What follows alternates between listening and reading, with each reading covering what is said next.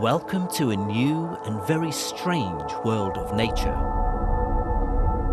It's been taken over by the weird subatomic particles of quantum physics.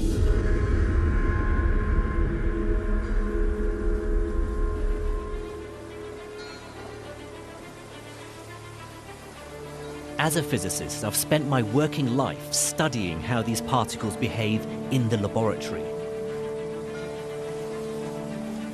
But now I'm heading out into the natural world. I'm on a mission to prove that quantum physics can solve the greatest mysteries in biology. This is a real adventure for me. I'm very much out of my comfort zone, trying to apply the very careful ideas I'm familiar with in a physics laboratory to the messy world of living things. I believe that quantum physics could hold many of life's secrets. That deep in the cells of animals, particles glide through walls like ghosts. That when plants capture sunlight, their cells are invaded by shimmering waves that can be everywhere at the same time. And that even our human senses are tuning in to strange quantum vibrations. In the fantastic world of quantum biology, life is a game of chance, played by quantum rules.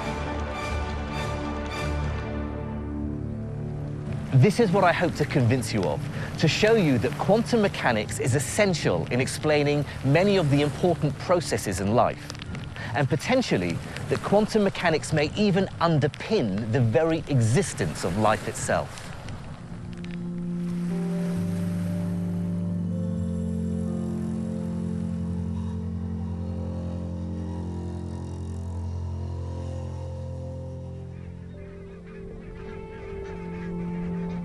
My quest begins with one of the most majestic sights in nature: migration.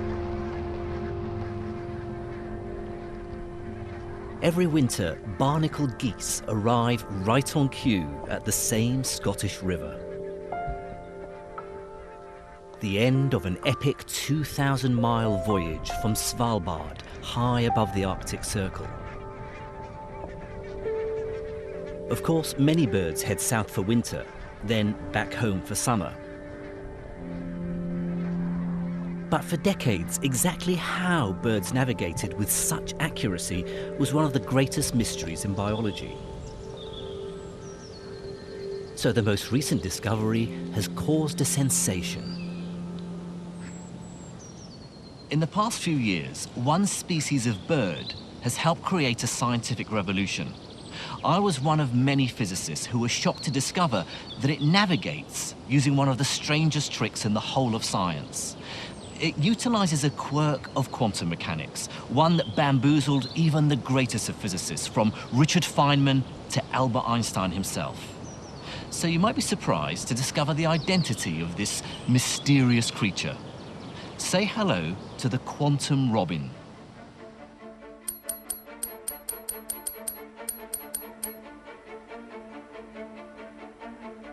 This is the European robin. Every year, she migrates from northern Europe to the tip of Spain and back.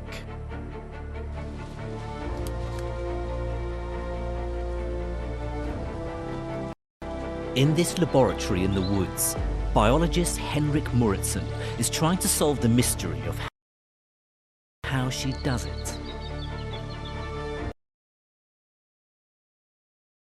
But he's found himself in my world, the strange world of quantum mechanics.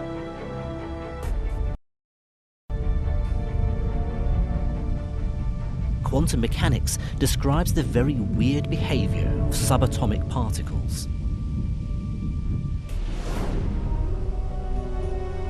Down in this realm of the very small, we have to abandon common sense and intuition. Instead, this is a world where objects can spread out like waves. Quantum particles can be in many places at once and send each other mysterious communications. I set out to understand how the bird finds its way, but it just turned out that the data more and more pointed towards this as the only explanation that could bring all the different results together. Henrik's investigating a long-standing theory that robins navigate by the Earth's magnetic field. His laboratory is an ingenious magnetic bird cage. And these plastic cones, lined with scratch-sensitive paper, provide the key measurements.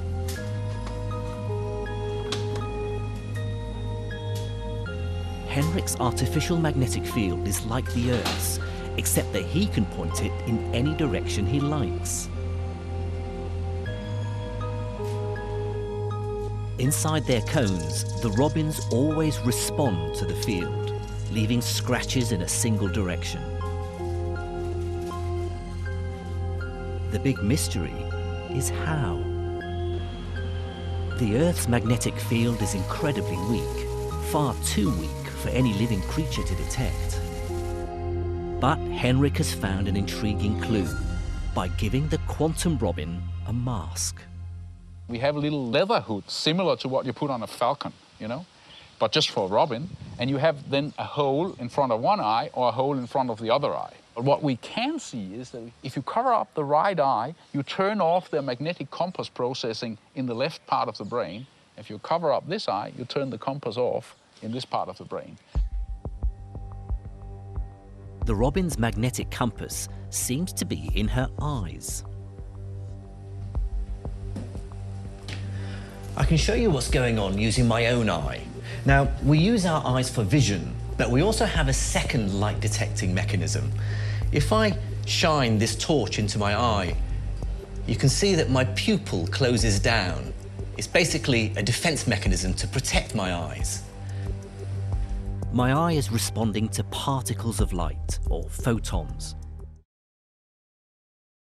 The energy provided by the photons is clearly enough to activate chemical reactions. After all, that's what controls my eye muscles.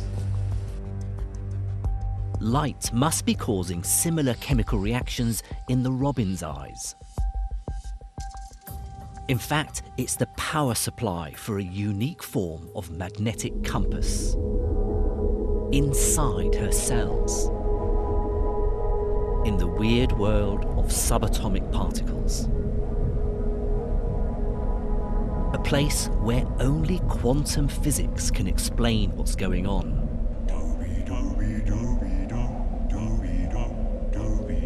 To see why, imagine the chemical reactions in the robin's eye taking place in mountains and valleys of energy. To get a reaction to start, you have to push molecules to the top of a mountain. Thanks to Henrik's experiments, we now know that light does most of the hard work. But when it reaches the very peak, the molecule becomes incredibly sensitive to the slightest touch. The key point here is that the robin's chemical compass is now balanced on an energy peak between two valleys. Going one way produces one set of chemical products, the other a different set. Now, even a tiny change in the Earth's magnetic field can tip the molecule over the top. But the way this happens defies common sense. The final piece of the puzzle depends on one of the truly mind-boggling ideas in physics. But don't worry if you find it hard to understand. Even Albert Einstein called it spooky. The idea is called quantum entanglement. It involves particles that seem to communicate faster than the speed of light. In 1935, Einstein published a famous paper arguing that it was impossible. But Einstein was wrong. In recent years, extremely delicate experiments have shown that subatomic particles really are entangled. It means they can subtly and instantaneously influence each other across space. And now it seems the same thing is going on inside the robin's eye. When a photon enters the robin's eye, it creates what's called an entangled pair of electrons. Here's how it works. Each electron has two possible states. For simplicity, I'm choosing to call them red and green. Now, here's the weird thing. Until I measure it, it's neither one nor the other, but both at the same time. Think of the electrons like spinning disks. They're simultaneously red and green. But by firing a dart, I can force the first electron to be one or the other. So far, it's just a game of chance. I don't know what I'll get until I try it. So I know my first electron is red. Suppose I now measure the second electron. You'd think I'd have a 50-50 chance of getting red or green. After all, that's what you'd expect in the normal, everyday world. But you'd be wrong. In quantum entanglement, the electrons are mysteriously linked. For example, if I get red on the first, I always get red on the second. It's not a game of chance anymore. It's as if the first electron is telling the second one what to do. That's why Einstein called it spooky.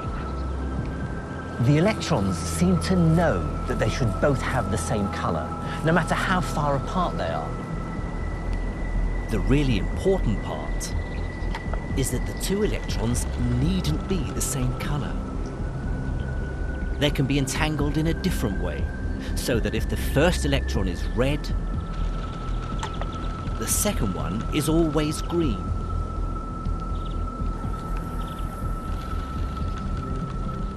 It seems that this mysterious connection is the ultimate secret of the quantum Robbins compass.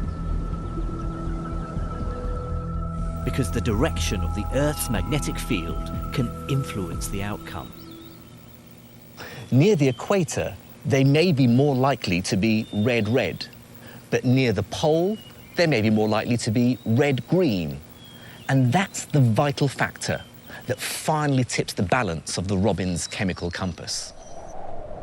Tiny variations in the Earth's magnetic field change the way electrons in the Robbins eye are entangled. And that's just enough to trigger her compass.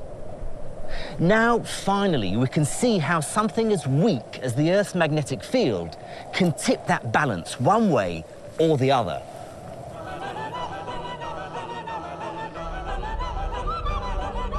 If the message changes, the chemical reaction tips a different way, changing the Robbins compass reading. Suddenly it looks like it's a fundamentally quantum mechanical phenomenon in birds. It would be one of the first, if not the first, in biology. Biologists better get used to the weirdness of physics. The robin is navigating by spooky quantum entanglement. To see subtle quantum effects, even in a controlled, austere environment of a physics lab, is really difficult. And yet, here's the robin doing it with ease. These experiments are real and verifiable. And yet, even though I'm seeing them with my own eyes, I still find it hard to believe.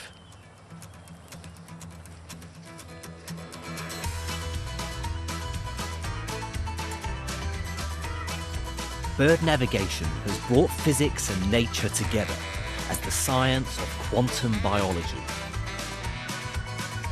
There's a whole new world to explore. But its pioneers have found that it doesn't just affect birds. It affects every single one of us. Because the latest experiments say you're doing quantum physics right now. And believe it or not, you're doing it with your nose.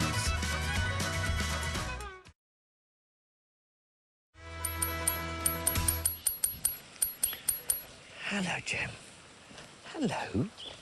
Hello, little girl. Hello.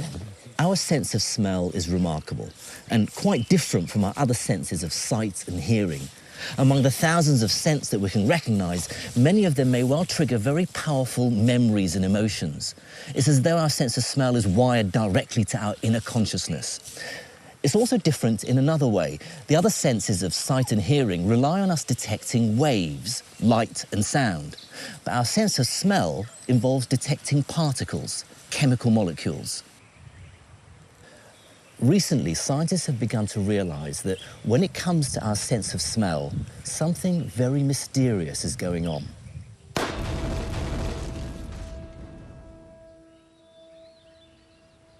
For decades, biologists thought they knew exactly how our noses sniffed out different chemicals. But physicists like Jenny Brooks think there could be a new ingredient in the mix. And it smells like quantum mechanics. A lot of people speak of the sense of smell and olfaction and the science of olfaction as being a problem that's been solved and we know all about it. And we do know a lot about it. We know about the ingredients, we know about the equipment that we use to smell. But I would argue that there's a little bit more to understand. To understand more, I need someone to help me with a smell test. Look, what's this? And Jem is going to sniff him out.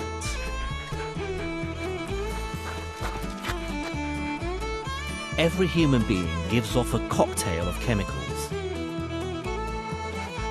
Jem's nose could detect a single gram of it dissolved over an entire city. So she has no trouble finding the man I'm looking for.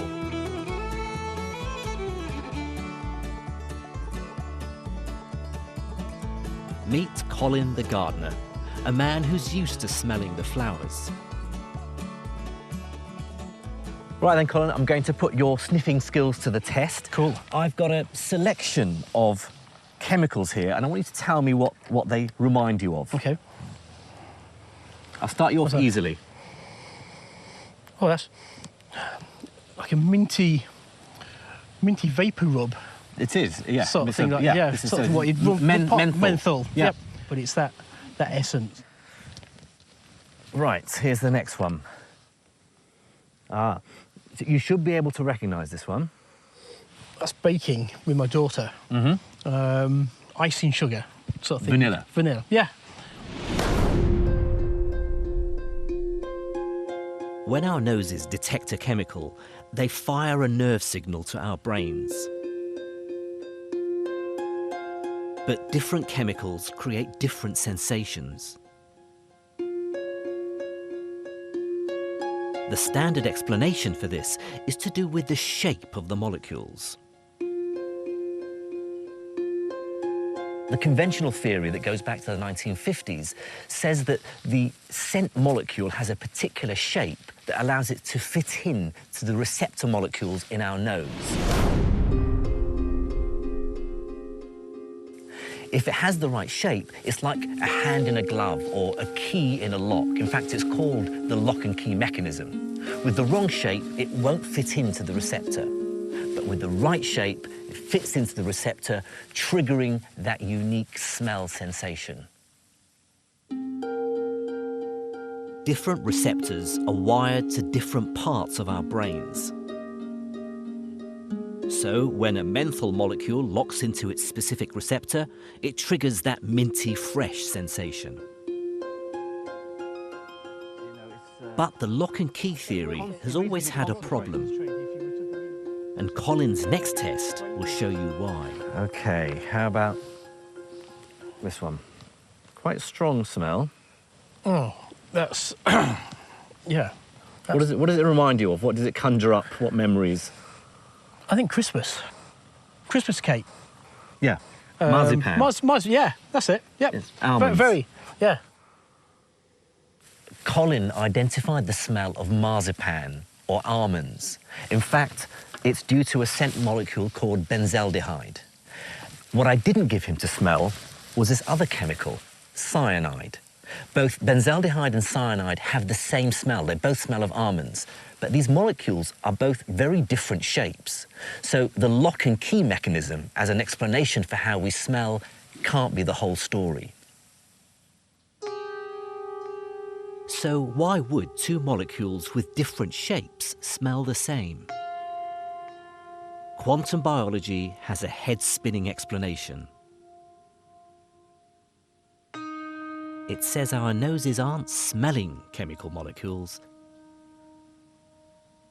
They're listening to them.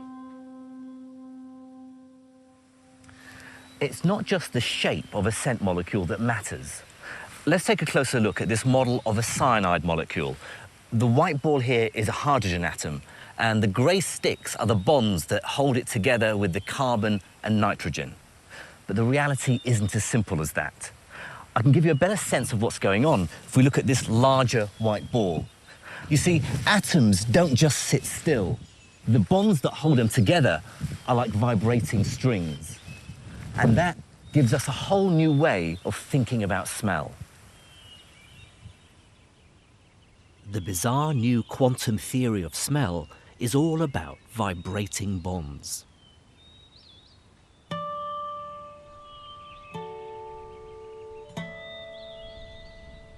Chemical molecules are playing music for our noses.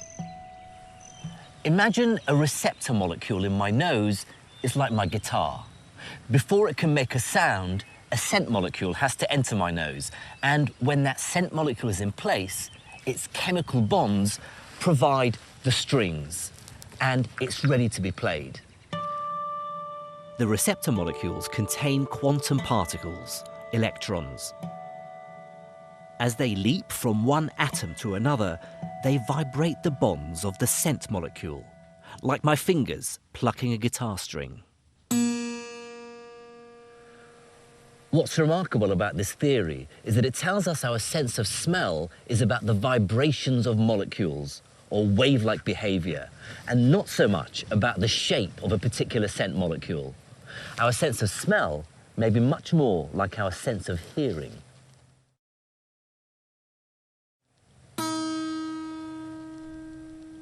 A particular molecule, say that of grass, will vibrate at a particular frequency.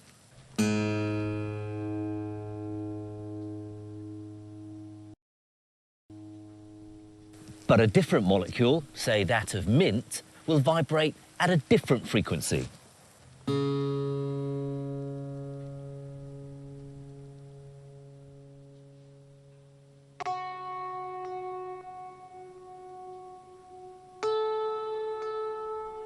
This would explain why cyanide smells like almonds.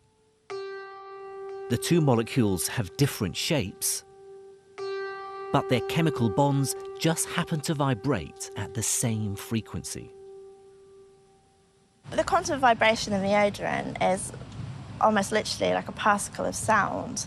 So yeah, we're saying that the process of smell could be exactly like an acoustic resonance event. It could be very analogous to hearing and seeing, actually.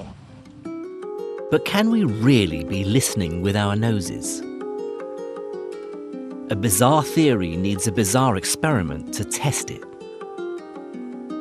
Here's how it works. Scientists used a molecule that smells fruity, like orange blossom. But if the theory is right, then I should be able to change its smell by changing its vibrations. The molecule contains lots of hydrogen atoms like this, bonded to carbon atoms. But what if I were to replace all these atoms with a different form of hydrogen called deuterium? Now, it won't change the shape of the molecule, but it will change the way it vibrates. And here's why. Deuterium is twice as heavy as normal hydrogen, and so it vibrates more slowly. Now, different vibrations mean different smells. So if I were to make a new form of this chemical, all packed with deuterium atoms instead of normal hydrogen, it should smell different. Quantum biologists found a unique way to carry out this experiment. A smell comparison using the real experts in fruity aromas. Fruit flies. First, the flies were trained to avoid the modified version of the fruity molecule. To be honest, I haven't got a clue how you go about training a fruit fly, but apparently you can. In the laboratory, the flies had to pass through a kind of maze. They were then given a choice. Go right for the nice fruity smell, or left for the nasty modified version.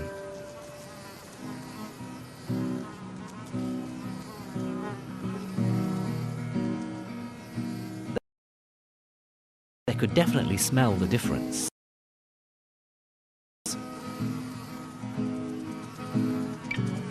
They always preferred the original and turned right.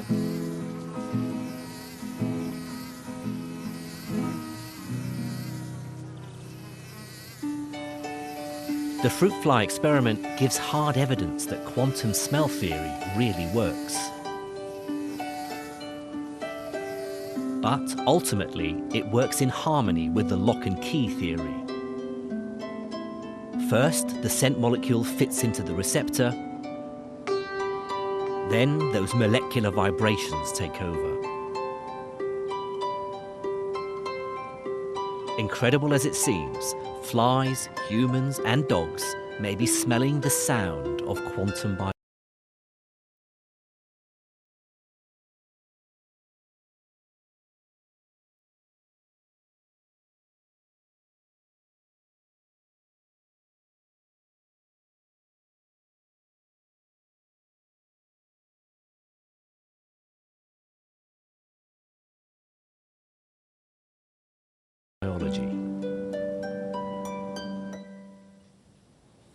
Our sense of smell is fascinating and mysterious as it is.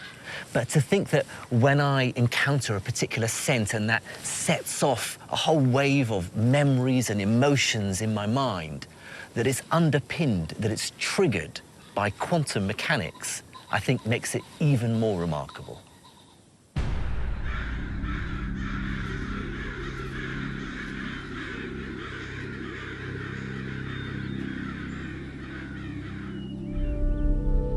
The mysterious influence of quantum physics reaches into every corner of the natural world.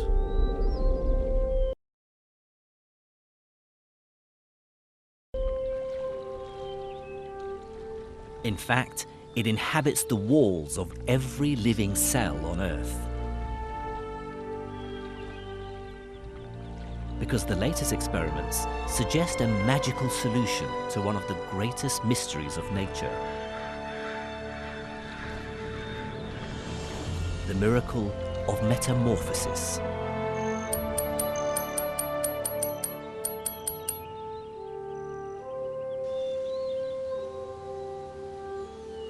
The transformation of a tadpole into a frog has never been fully explained. In little more than 6 weeks, the tadpole breaks down, then reassembles in its adult form. But the big mystery is how it happens so fast. When you think about it, there's nothing more extraordinary than a tadpole turning into a frog. Take its tail, for example. Over a period of several weeks, it gets reabsorbed into the body, and the proteins and fibers that make up the flesh get recycled to form the frog's new limbs. But for this to happen, trillions and trillions of chemical reactions work together, breaking molecules, forming new ones in a carefully orchestrated dance. But the fibers that hold flesh together are very, very strong. They're a bit like these ropes holding my raft together. In order to dismantle the raft, I'd have to undo these very tight knots. You can think of it like this. A tadpole is held together by long ropes of proteins, knotted together by chemical bonds. The bonds are so strong that they should last for years, much longer than the tadpole's entire lifespan. So how can it turn into a frog in just a few weeks. The explanation involves one of the most important molecules of life. Tiny widgets in all our cells called enzymes. The enzymes are the actual machinery of the cell. They're actually the little machines inside cells that do the chemical transformations that are involved in everyday life. They're absolutely crucial. And the reason they're so crucial is because what they're able to do is to accelerate chemical reactions by enormous amounts. Let me show you just how quickly enzymes get to work. Inside this bottle is a substance called hydrogen peroxide. You're probably most familiar with it as the chemical used to bleach hair. In fact, I obtained this sample from my local hairdressers. Hydrogen peroxide is also produced in the body, and it's the job of the liver to get rid of it. Now, the way it does that is using an enzyme which breaks down hydrogen peroxide into water and oxygen. Now, to show you just how quickly this enzyme works, I'm going to do a quick demonstration. I've got some liver here which I've chopped up in order to release the enzyme. Now, watch what happens when I add this liver mixture containing the enzyme to the hydrogen peroxide. Watch how quickly the oxygen is released.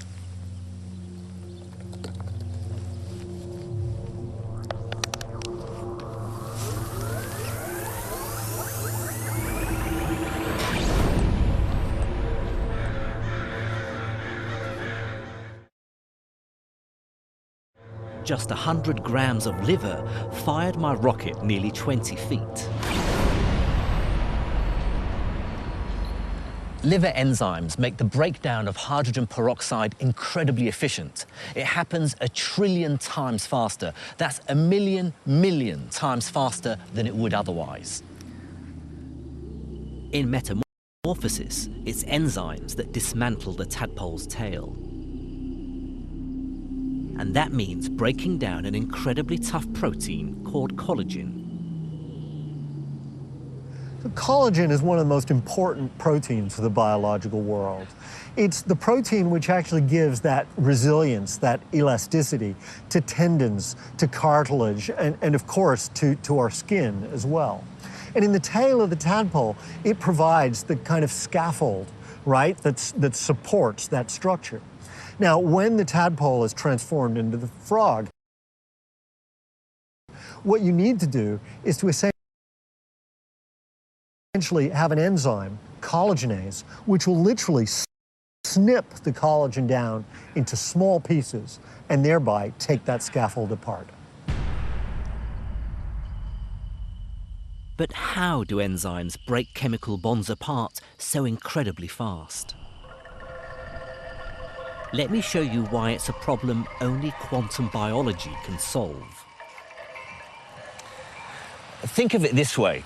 All these different parts of the knot are like subatomic particles, electrons, protons, that hold the different parts of the molecule together. Now, to untie the knot, enzymes have to move protons about. But as you can see, this takes quite a bit of effort and a lot of time if there are many, many knots to unpick. Physicists have a fancy way of saying, put in effort to get something done. They say you have to overcome an energy barrier.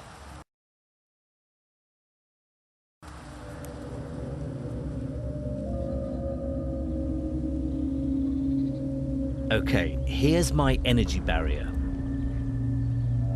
And here's my proton. To break a bond apart, it needs enough energy to get over the barrier. The trouble is, when we work out how long this would take, it's much too slow to break down a tadpole's tail. But this is where protons turn into ghosts.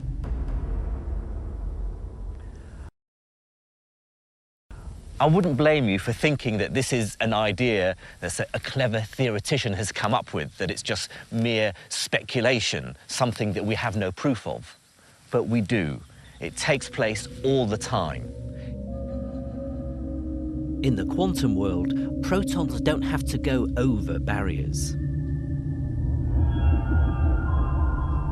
They can tunnel straight through. Tunneling strikes at the very heart of what is most strange about quantum mechanics. It's like nothing we see in our everyday world. A quantum particle can tunnel from one place to another, even if it has to pass through an impenetrable barrier. They're not solid objects like balls in our everyday world. They have spread out, fuzzy, wave-like behavior that allows them to leak through an energy barrier. A particle can disappear on one side of the barrier and instantaneously reappear on the other. In nuclear physics, this effect is a proven fact. Without quantum tunneling, the sun simply wouldn't shine. But I never thought I'd see it in a tadpole. It's hard to stress just how weird this process is. It's as though I would approach a solid brick wall and, like a phantom, disappear from one side and reappear on the other. The most important advantage of tunneling is its speed.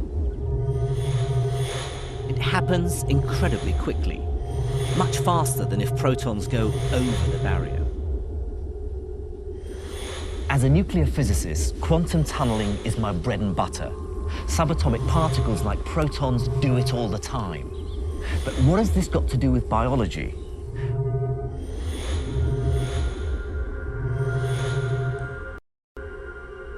The answer is that without quantum ghosts, the metamorphosis of a tadpole would be impossible.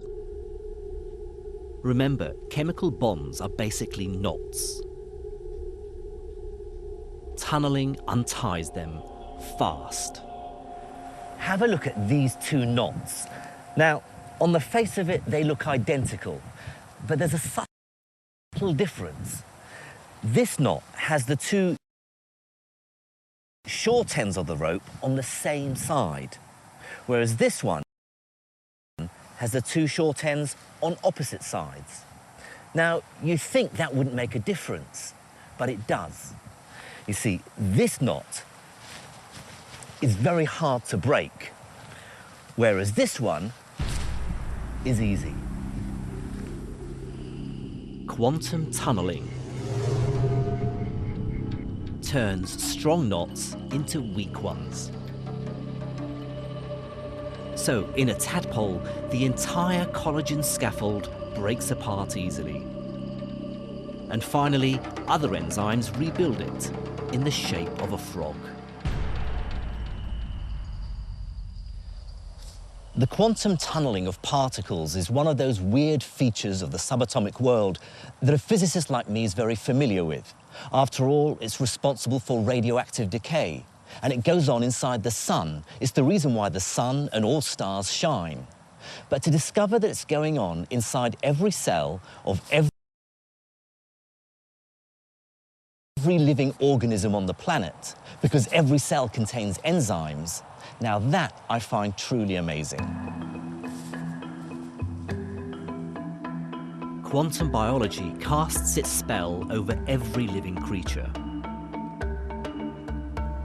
We've seen that birds, mammals, insects, and amphibians are governed by the strangest laws in science. But the most dramatic recent breakthrough concerns the single vital process on which all these forms of life depend: the conversion of air and sunlight into plants.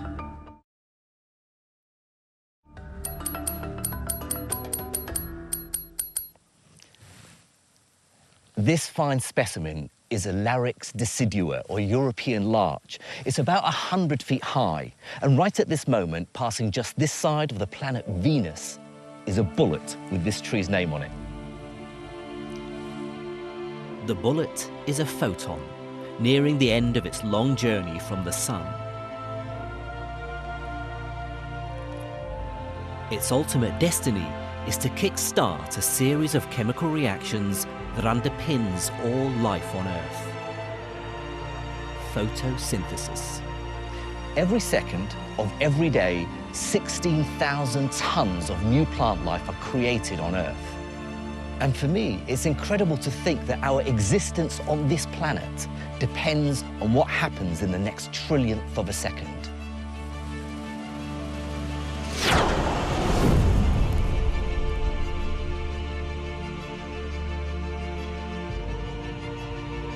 The crucial first stage of photosynthesis is the capture of energy from the sun.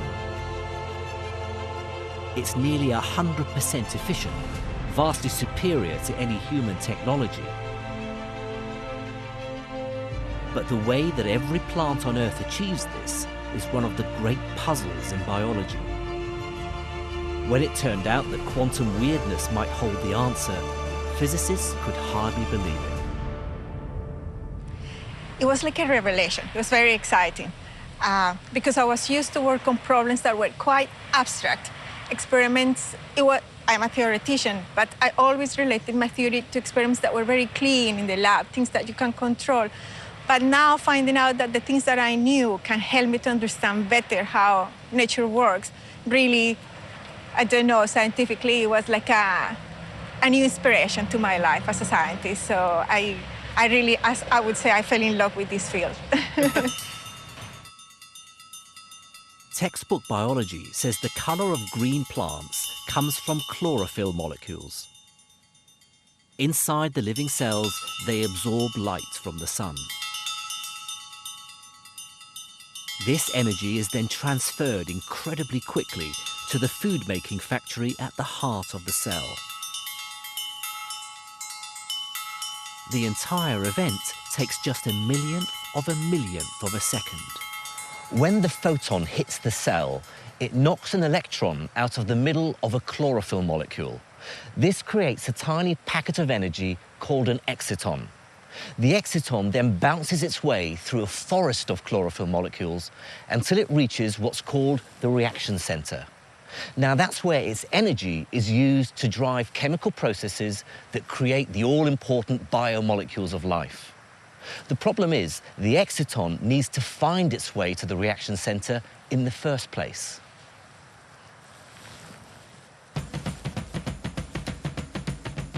Textbook biology can't explain how the exciton does this. Because, of course, it doesn't know where it's going. It just bounces around like a pinball in a process called a random walk. Sooner or later, it'll pass through every single part of the cell. But this isn't the most efficient way to get around. Because when the exciton eventually does reach the reaction center, it's by pure chance.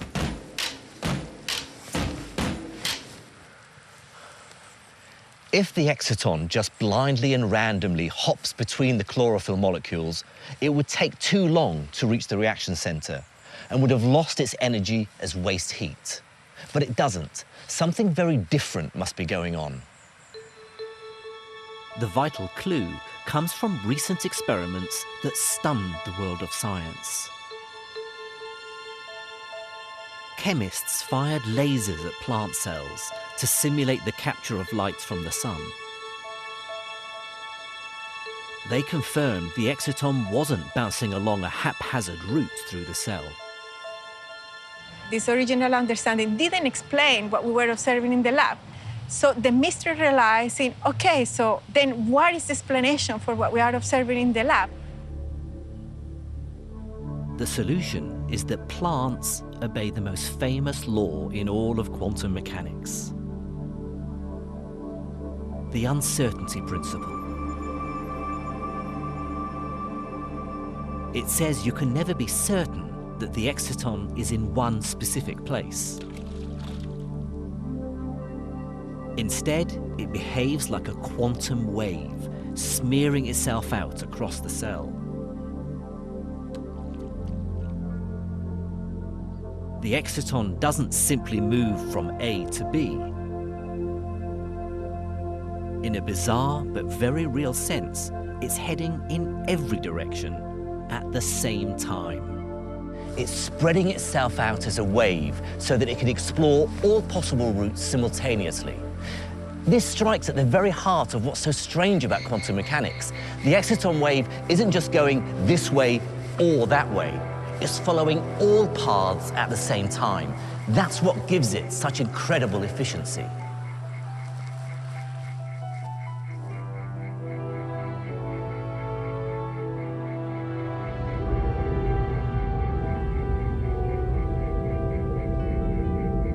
The beauty of it is,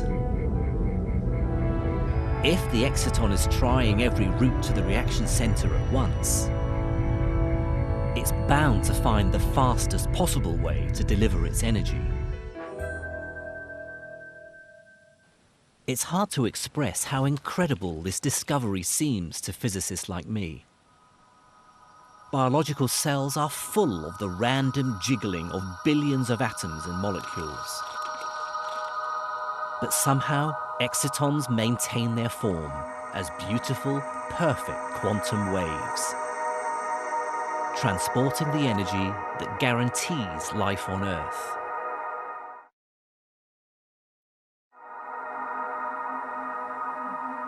It opened a whole new scientific path for me.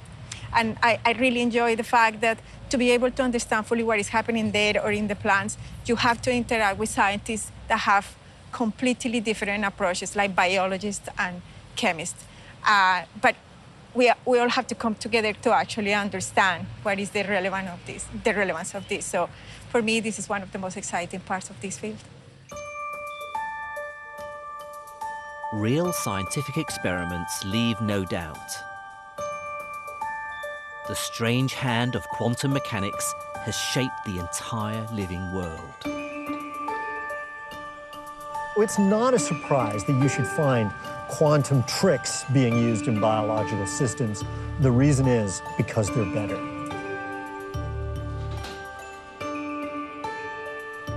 Quantum entanglement is normally seen in the tightly controlled conditions of the physics lab. But now we know that robins use it to navigate with extraordinary precision. Quantum vibrations mean our noses listen to chemicals, enhancing our perception of the world around us.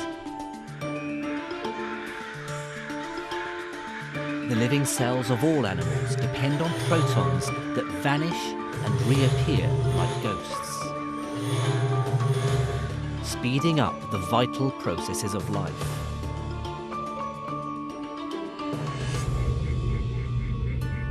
And photosynthesis reveals the big picture.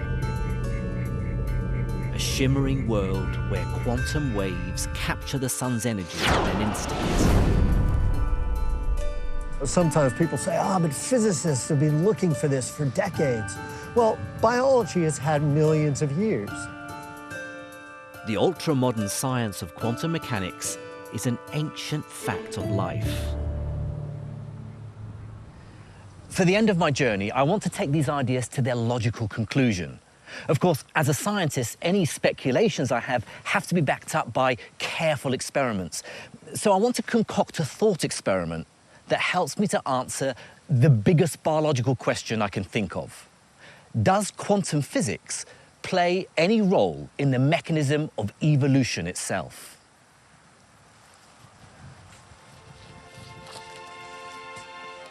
In 1859, Charles Darwin stunned the world with his theory of evolution by natural selection. He went on to explain the differences between humans and other apes. 150 years later, there's no doubt that Darwin's theory accounts for every living organism on land and sea. But I'd like to explore the latest extraordinary interpretation of his ideas.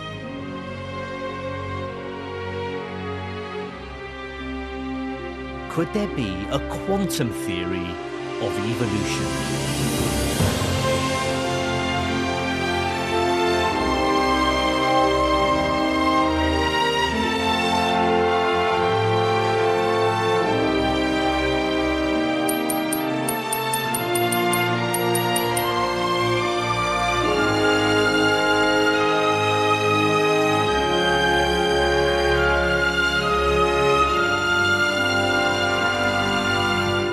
Quantum evolution explain how the snail got its shell?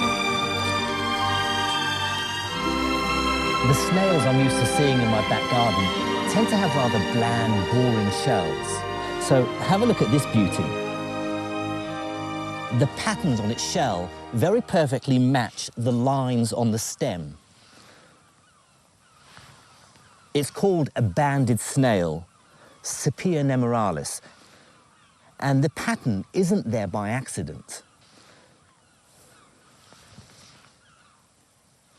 Come and have a look at this. Less well-adapted snails are more likely to be found here. This stone is called a thrush's anvil. The song thrush is the snail's main predator. It catches the snail and smashes its shell against the stone to get to the snail. Now, what I can see here is that there aren't many banded snail shells, suggesting that its colours camouflage it very well, hiding it from the bird.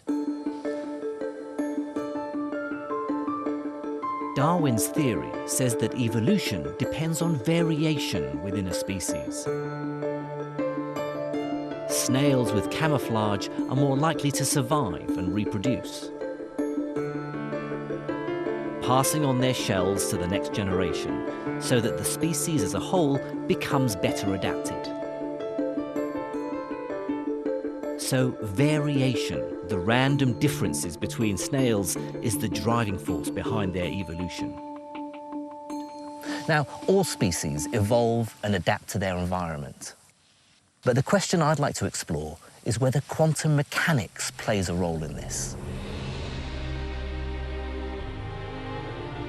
The only way to find out is by scientific experiments. So my adventures in quantum biology finally bring me home, to the University of Surrey. Here in the laboratories, I'm planning a new analysis of the most celebrated molecule in science. Deoxyribonucleic acid, or DNA. Its double helix holds the genetic code for every living organism. It's a remarkable fact that Darwin himself had no idea what created variation in the species. The structure of DNA wasn't discovered until 1953 by Francis Crick and James Watson. The most famous feature of DNA is, of course, its beautiful double helix structure. But that's just scaffolding. The real genetic secret lies in between. The 4 different coloured molecules are called bases. The colour code on one side, say blue, red, blue, forms a gene that parents pass on to their offspring. A gene is a bit like a jigsaw puzzle. It fits together like this. A full strand of the double helix forms a coloured pattern. But the other strand always pairs up the same way. A blue base always goes with yellow, and green always goes with red. Because only those colours have the right shape to fit together. What Crick and Watson realised was that this provides a mechanism for passing on the genetic code. When cells reproduce, the 2 strands of DNA separate, ready to be copied. But red still goes with green, yellow still goes with blue. So, bit by bit, the cell creates two new strands. Two perfect copies of the entire genetic code. So far, there's no genetic variation. This new copy is identical to the original. But here's the interesting bit. During the copying process, something very important can happen. Sometimes mistakes creep in. They're called mutations. Let's have a look at these two bases here. The two prongs that hold them together are subatomic particles. They're protons. They're basically the bonds between the strands of DNA. These protons can jump across to the other side. If the strands split when the protons have jumped across, they find themselves in the wrong position. Now, this red base will no longer bind to a green base. Instead, it has to bond to a yellow base. Slotting this back in, we see that now this copy is no longer identical to the original because I have a yellow base here instead of a green one.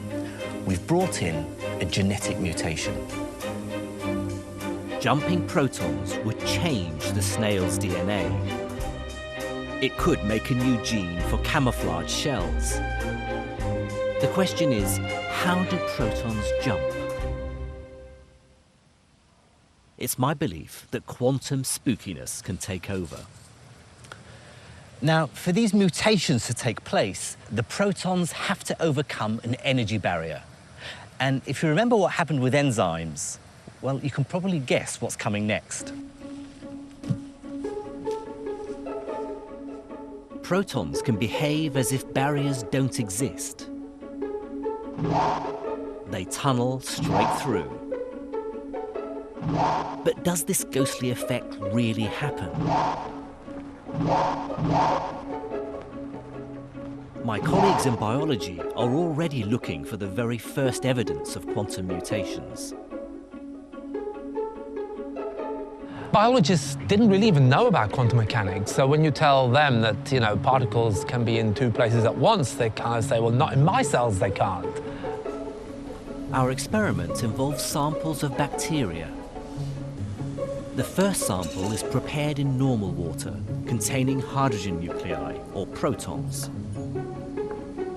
When the bacteria reproduce, we simply count the mutations.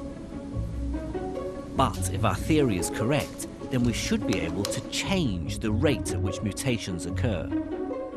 Remember how we tested the quantum theory of smell? What if I replace the proton with its big brother, the deuteron? This is the nucleus of an atom of deuterium. Now, crucially, a deuteron is twice as heavy as a proton, and this should influence how easy it is for the deuteron to quantum tunnel. Quantum mechanics is full of surprises. Protons tunnel easily. Deuterons don't.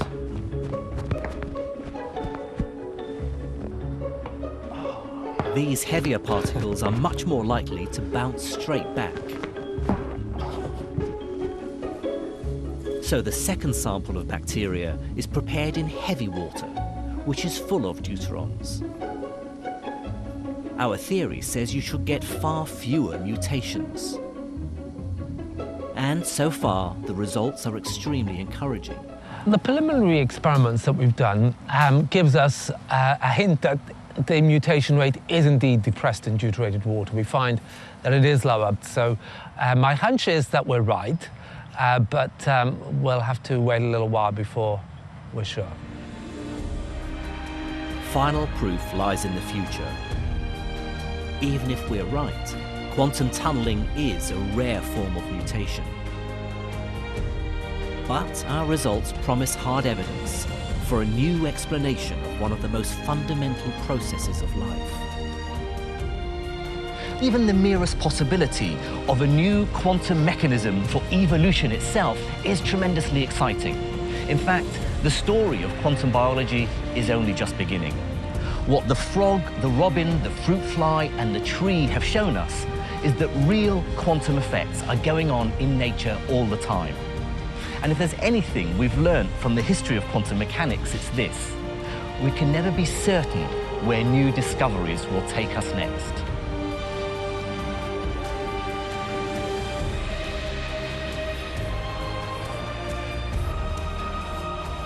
Quantum biology is a revolution in science.